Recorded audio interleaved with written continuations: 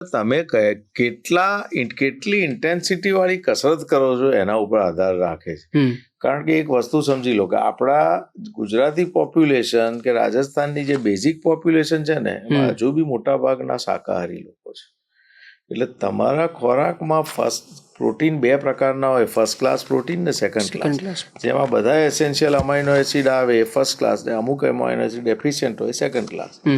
First class protein તો non vegetarian આઇટમ્સમાં હોય, બરાબર છે, એક વ્હાઇટની અંદર હોય, અને આપણા જે વેજીટેરિયનના ફૂડમાં ફર્સ્ટ ક્લાસ પ્રોટીનનો સોર્સ એકલો દૂધ છે, બરાબર છે. પણ હવે તમે એ લેવલનું પ્રોટીન ધારો કે તમને જરૂર છે 1 ગ્રામ પર કિલોગ્રામ બોડી વેઇટ પર ડેની, હેવી ઇન્ટેન્સિટી કરતા હોય 1.5-2 ગ્રામ પર કિલોગ્રામ બોડી, એ ક્યાંથી લાવો? એના માટે તમારે કેટલા લીટર દૂધ પીવું પડે, તો એમાં જોડે ફેટ પણ જાય અને કાર્બોહાઈડ્રેટ પણ આવે. સાચી વાત છે.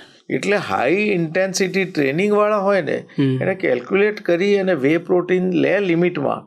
અને હવે તો વિગાન પ્રોટીન પણ આવ્યા છે, એમાં ઘણા સારા સુપર ફૂડ વાળા તત્વો ને એવું હોય, પણ એ લિમિટમાં લેવાનું. એટલે એનું કેલ્ક્યુલેશન સાથે. બીજું કે કિડનીના પ્રોબ્લેમ્સ હોય એવા લોકોએ તો એમના ડોક્ટરની કન્સલ્ટેશન વગર લેવાનું જ નહીં, ઇવન અધરવાઇઝ. બરાબર છે.